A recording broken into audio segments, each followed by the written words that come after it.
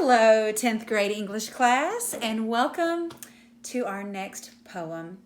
Our next poem today that we're going to cover is called We Real Cool. It is by Gwendolyn Brooks. But now, a word from our sponsor, Cat. Hairspray. Thank you, Cat. I know that you're glad that she was able to pop in and see us like that today. We wouldn't be able to broadcast this without our great sponsors. All right, well, moving right along. In your book today, you can find the poem on page 532. Page 532. This is a poem by Gwendolyn Brooks. Now, Gwendolyn Brooks is quite well known in the poetry scene in America. She has written many poems. We're only going to read one of them. But she was the first something. You have to figure that out. What was she known for being the first at doing in America? Actually, there might be more than one answer. So that is going to be your bonus question that you can answer when you get to the Google Classroom assignment, and you can put that in your individual comment on your assignment turn-in page. Okay, well, we're going to read this poem. We real cool, we left school, we lurk late, we strike straight, we sing sin, we thin gin, we jazz June, we die soon. One of the things about poetry is that it can say a lot with very few words. That's often how you know that you have a really good poem, is that the poet was a master, and Gwendolyn Brooks was a master poet. I actually do not know if she is still living. I did not check that. I don't think she is, but you could actually find that out too and let us know in the notes. Okay, so first of all, let's just talk about what this poem is about. There's a little bit more to the title, We Real Cool. If you look in your book, you'll see that it says, The Pool Players, 7 at the Golden Shovel. All right, so there's actually some symbolism there in that beginning part. I didn't write that down, but I'm going to read it one more time. The Pool Players, 7 at the Golden Shovel. And then you can read the poem again.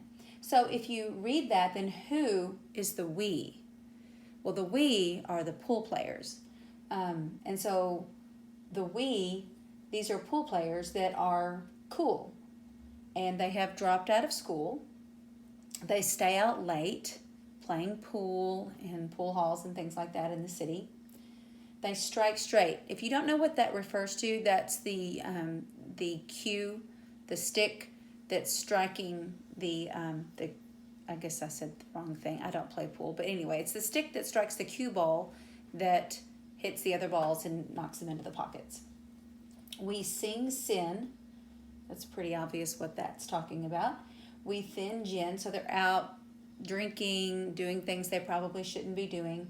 We jazz June.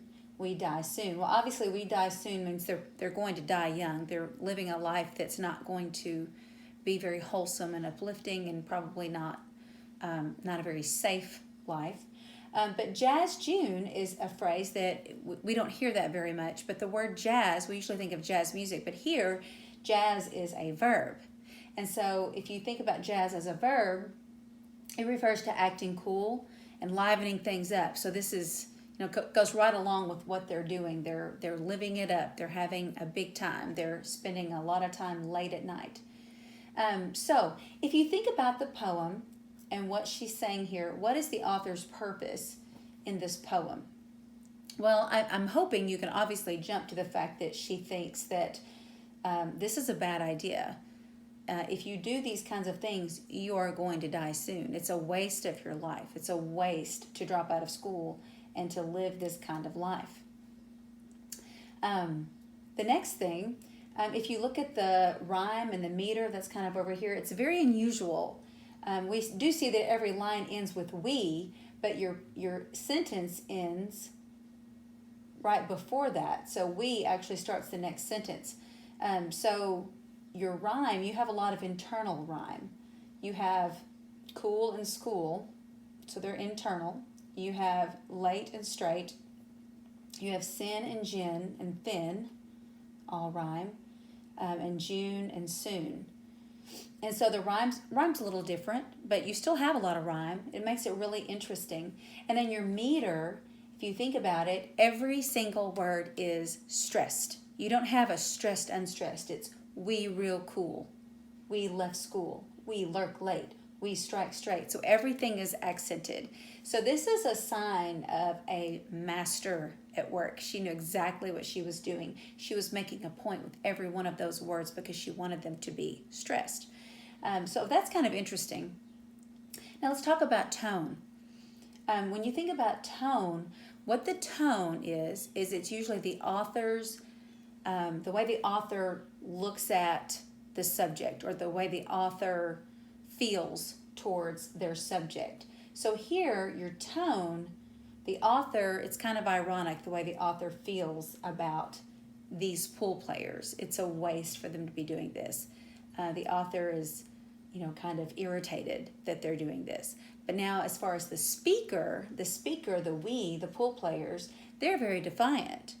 It's as if they're saying this is what we're doing, and we're happy about it, and we don't see any reason to change. And if we die soon, well, we die soon.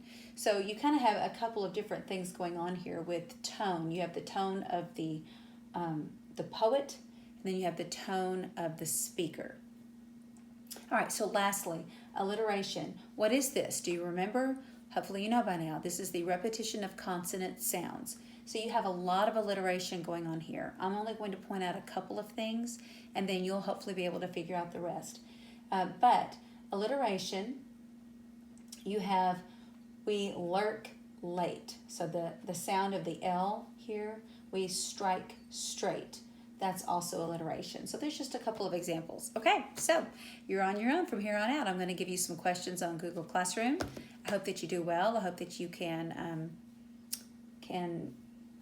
figure it all out. You can message me if you can't. And here's your second bonus question for the day.